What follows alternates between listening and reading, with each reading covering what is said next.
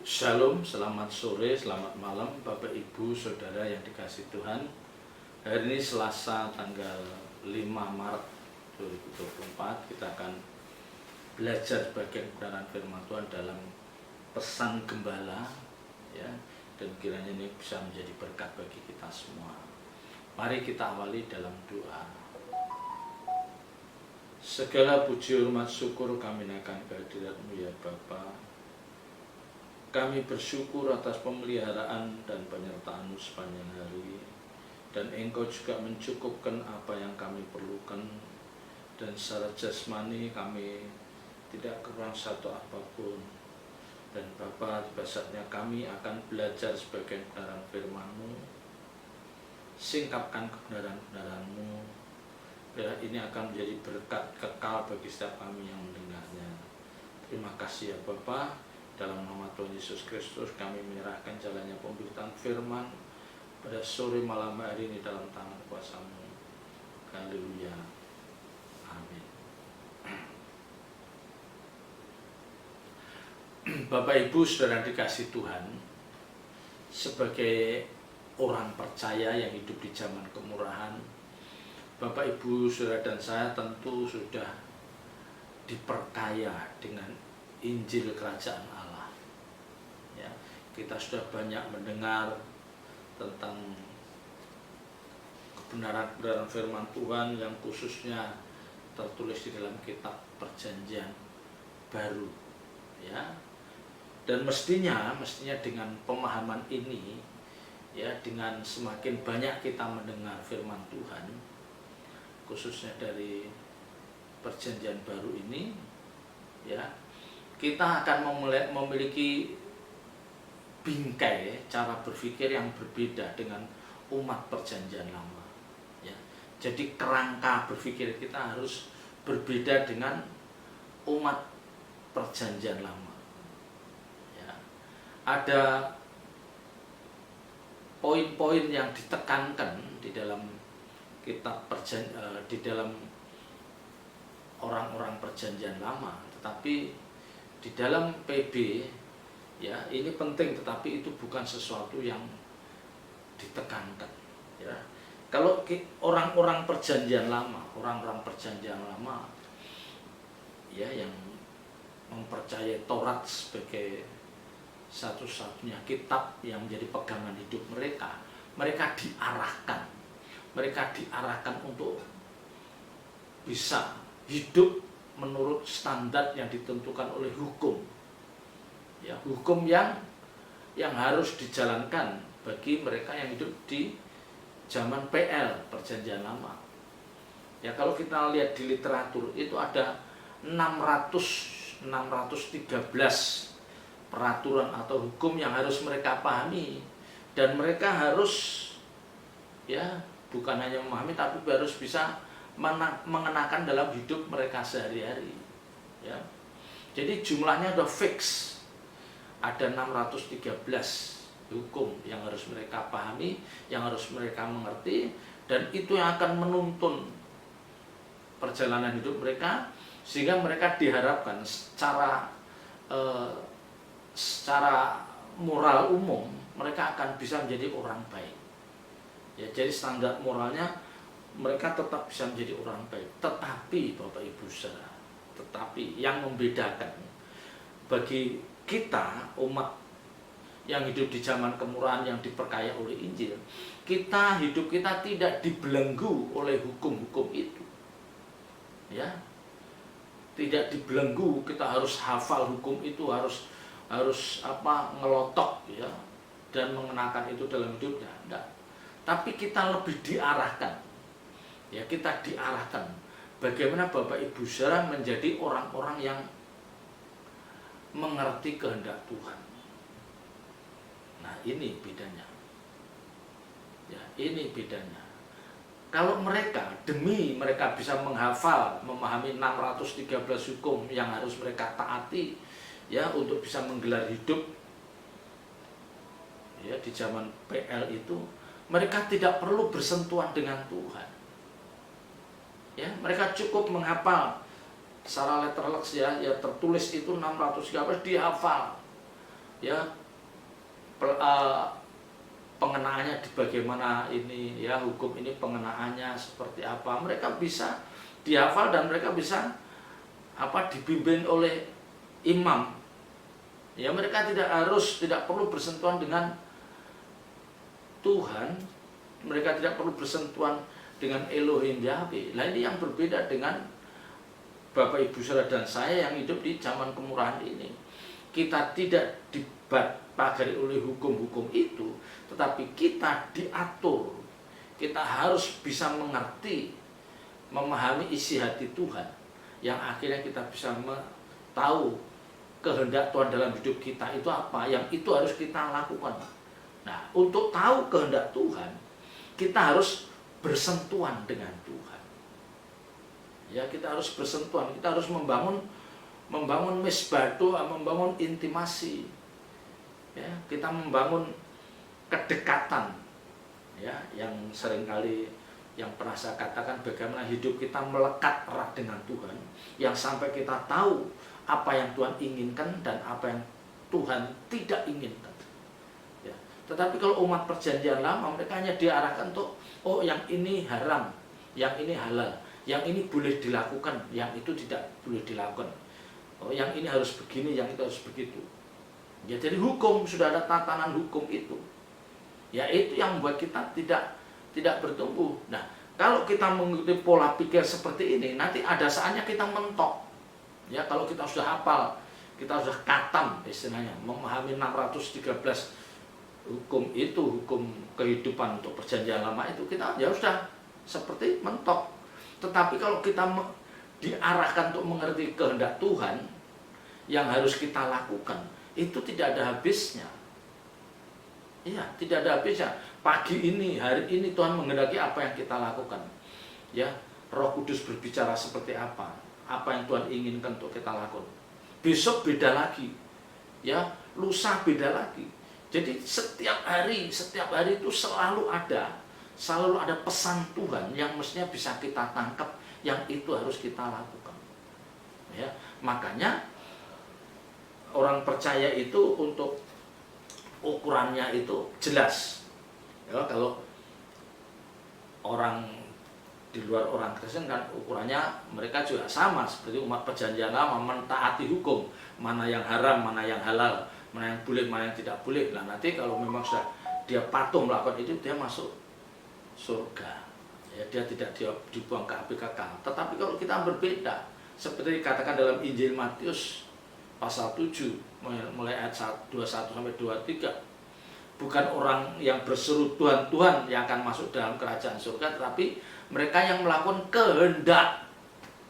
Ya, jadi mereka yang melakukan kehendak Tuhan, kehendak Bapa, itu yang masuk dalam bukan surga, kerajaan surga. Jadi ukurannya jelas. Ya. Jadi kita tidak dipandu oleh hukum-hukum itu, tetapi kita dibuat mengerti apa yang Tuhan inginkan dalam hidup kita. Nah, ini yang jauh lebih sulit karena ini tidak ada batasannya. Ya, sampai kita menutup mata, kita harus tahu kehendak Tuhan yang ditaruh dalam diri kita masing-masing itu apa yang harus kita lakukan. Ya, Tuhan menaruh kehendaknya pada masing-masing hamba Tuhan, pada masing-masing pendeta beda. Ini pendeta itu Tuhan taruh supaya ini melakukan ini. Nanti terhadap hamba Tuhan ini Tuhan taruh kehendaknya supaya melakukan ini. Ya. Ya, jadi masing-masing kita berurusan dengan Tuhan. Memang intinya mengerucut pada satu.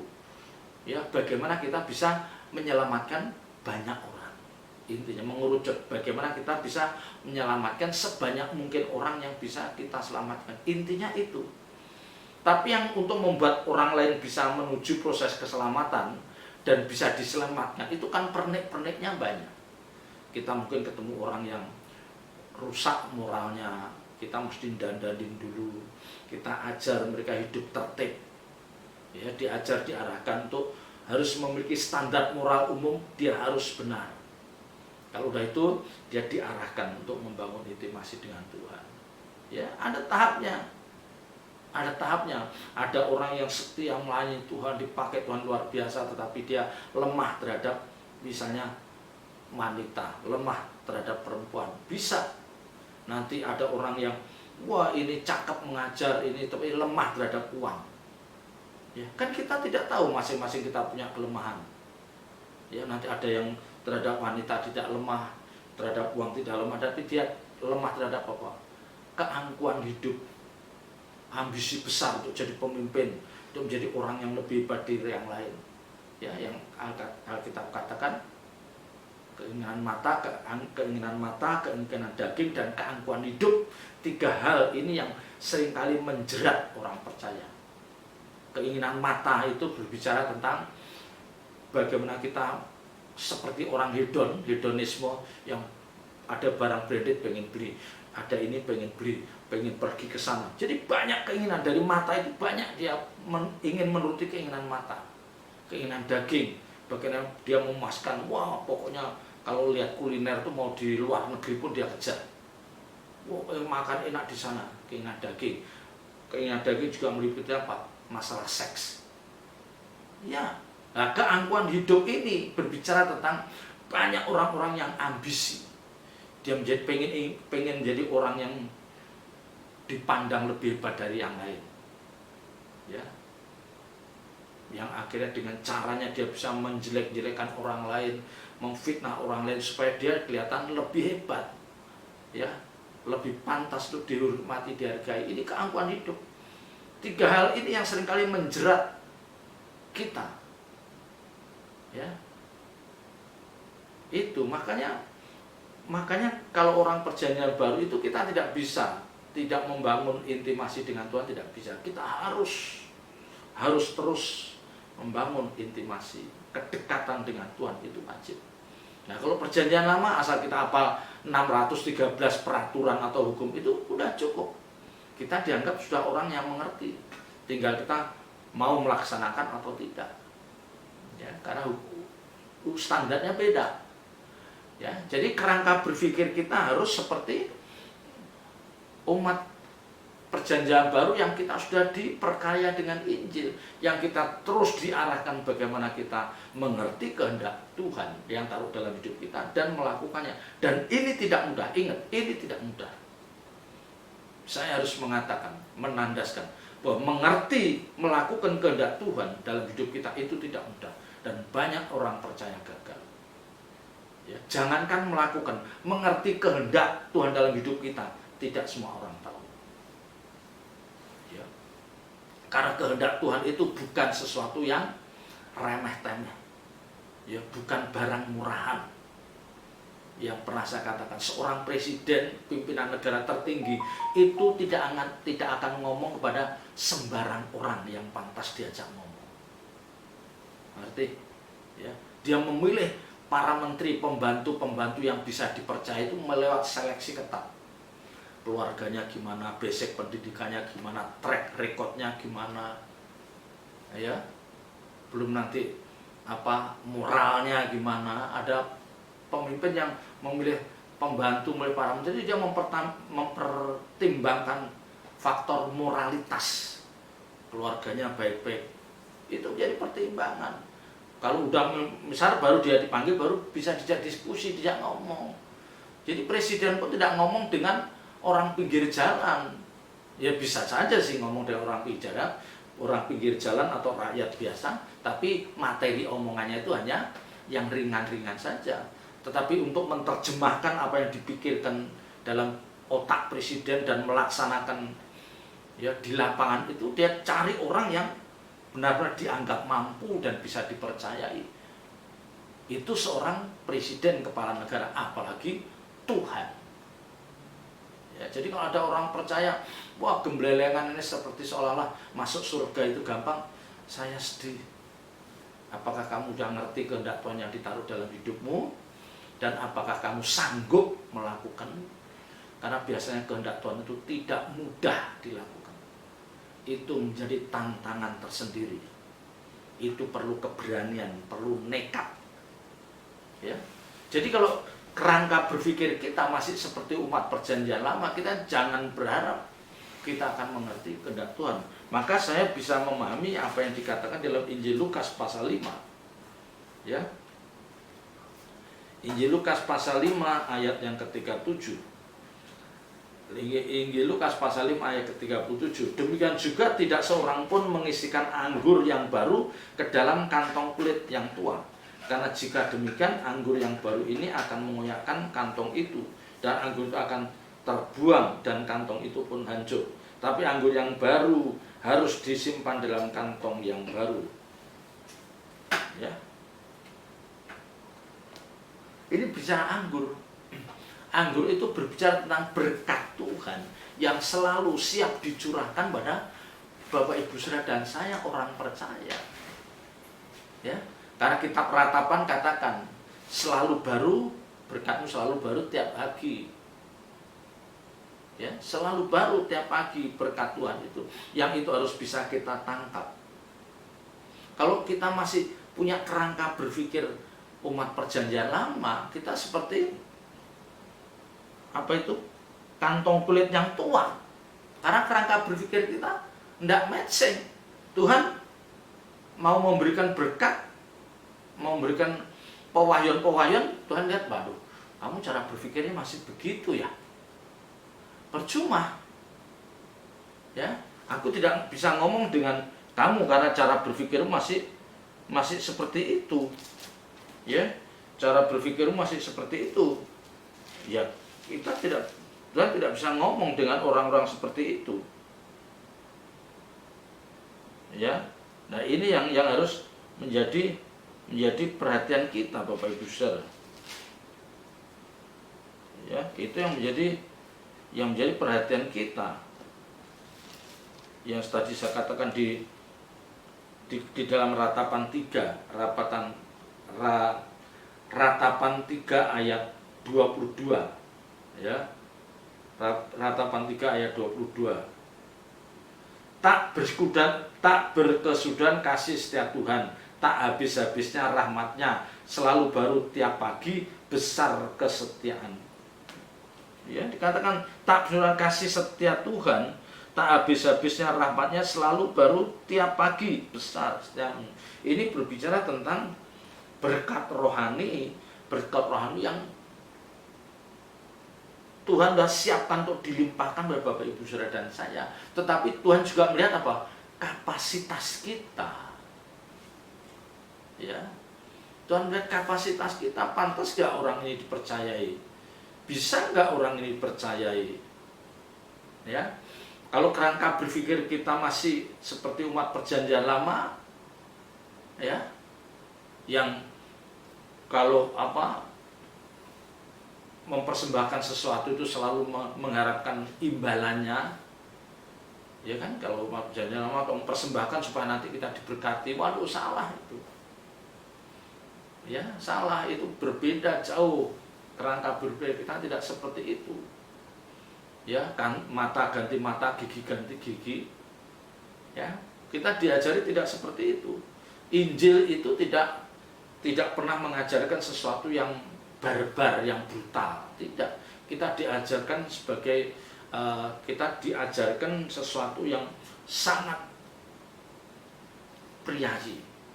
Ya, Injil itu ajarannya itu mengarahkan orang untuk menjadi bangsawan surgawi, bukan jadi preman jalanan. Ya. Jadi kalau ada orang percaya yang sukanya masih berantem, masih nyerang pihak lain dengan cara yang tidak pantas di media sosial, itu pasti dia tidak memahami Injil.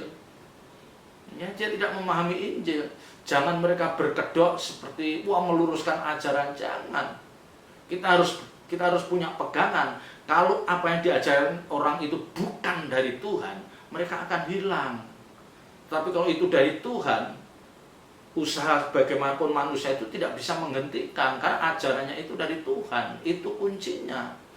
Jadi makanya kita tidak boleh menghakimi di situ. Masing-masing kita memperkarakan hidup kita sendiri. Ya, kita nilai sendiri ajaran kita. Ya. Karena Alkitab katakan, perhatikan juga ajaranmu, ajaran kita, ajaran orang lain, mereka akan bertanggung jawab. Kita akan menggembalakan jemaat yang dipercayakan, yang kita gembalakan, kita berikan firman Tuhan yang benar-benar murni. Ya. Jadi itu Bapak Ibu saudara. Jadi untuk mengerti kehendak Tuhan, saudara Bapak, kita harus punya kerangka berpikir sebagai bangsawan surgawi yang hidup ini bukan milik kita, tetapi kita tuh ditebus, hidup ini milik Tuhan.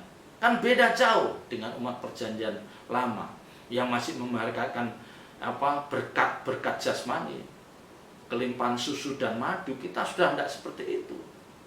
Ya. Di dalam ayat perjanjian lama nggak ada kalimat yang mengatakan kebenaran, yang mengatakan haruslah kamu sempurna, tidak ada. Kalau di perjanjian baru ada jelas, Matius 5 ayat 48, haruslah, bukan hendaklah, haruslah kamu sempurna seperti Bapamu yang di surga sempurna. Ya, kita diarahkan untuk memiliki karakter, memiliki peradaban hidup seperti yang mulia Tuhan Yesus Kristus. Karena Alkitab katakan di dalam Roma pasal 8 ayat 29 itu, dia yang sulung di antara banyak saudara itu, ya. Tuhan Yesus yang sulung artinya apa? Kita diberikan potensi untuk menyamai, ya, menyamai prestasi Tuhan Yesus itu. Tuhan Yesus yang sulung, dia sudah membuktikan bahwa dia telah melakukan tugas kemesiasannya di muka bumi ini dengan sempurna, diakhiri, dibuktikan dengan kematiannya di kayu salib. Itu sempurna, ya. Itu menunjukkan apa? Ketaatannya pada Allah Bapa. Nah, kita diarahkan seperti itu. Ya, jadi kalau kerangka berpikir kita masih berharap berkat-berkat jasmani, ya, nanti ada lagi doa Yabes lah, yang itu inilah. Itu bukan yang diajarkan Tuhan. Ya. Tuhan mengajarkan serigala punya liang, burung punya sarang, anak manusia tidak mempunyai tempat untuk meletakkan kepalanya. Ini jelas. Kalau kamu menjadi muridku ini loh, kamu siap untuk tidak nyaman. Nah, barang siapa tidak bisa melepaskan diri dari segala miliknya, tidak pantas, tidak layak menjadi muridku. Artinya apa? Kamu jangan menganggap bahwa harta duniawi seberapapun nilainya itu bisa mengikat kamu. Kamu tidak boleh terikat dengan sesuatu yang jasmani. Kamu harus terikat dengan yang mulia Tuhan Yesus Kristus. Itu yang diajarkan, ya. Asal ada makanan dan pakaian cukup, ya. Kenapa ini tidak pernah disuarakan dengan lantang di gereja-gereja? Asal ada makanan dan pakaian cukup, ya. Ini bukan berbicara kita tidak boleh punya rumah lebih dari satu, tidak boleh punya villa, enggak. Ini berbicara, ya, jangan memasang target untuk sesuatu yang jasmani. Ya, untuk sesuatu yang jasmani jangan pasang target. Punya rumah boleh, enggak punya enggak masalah. Tetapi kamu harus memasang target yang rohani. Kita harus memiliki rasa lapar dan haus akan kebenaran firman Tuhan. Itu, ya, itu. Jadi kerangka berpikir kita harus seperti bangsawan surgawi yang itu, ya, yang itu dipandu oleh Injil yang adalah kuasa. Injil adalah kekuatan Allah yang akan membawa kita masuk dalam proses keselamatan. Ya.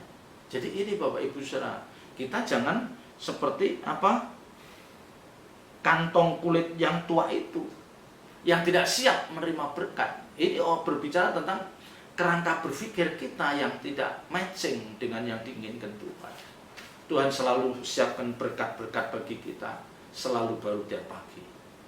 Ya, ini kalau udah bicara berkat jangan selalu sesuatu yang jasmani. Waduh, ini salah.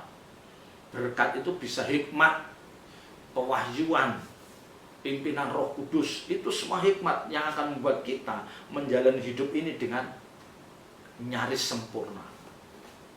Ya, itu saja yang mau saya sampaikan.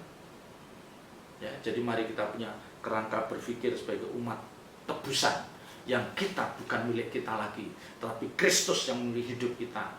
Ya, Galatia pasal 2 ayat 20 itu, ya, kalau kita hidup bukan aku lagi, tapi Kristus yang hidup di dalam diriku ini. Dan hidup yang kuhidup ini karena iman kepada Kristus Yesus.